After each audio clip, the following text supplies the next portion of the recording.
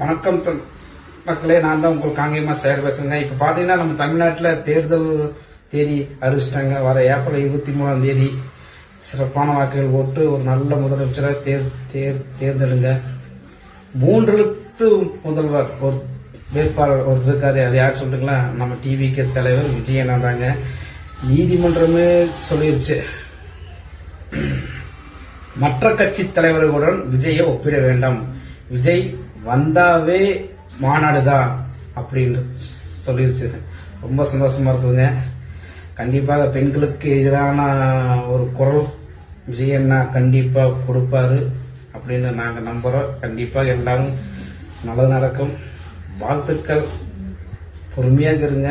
வெற்றி கண்டிப்பாக நிச்சயம் விஜயண்ணாவுக்கு ஓட்டு போடுவேன். ஓட்டு மக்கள் நல்ல முறையை போட்டு விஜயண்ணா ஆதரிங்க. நன்றி, வணக்கம்.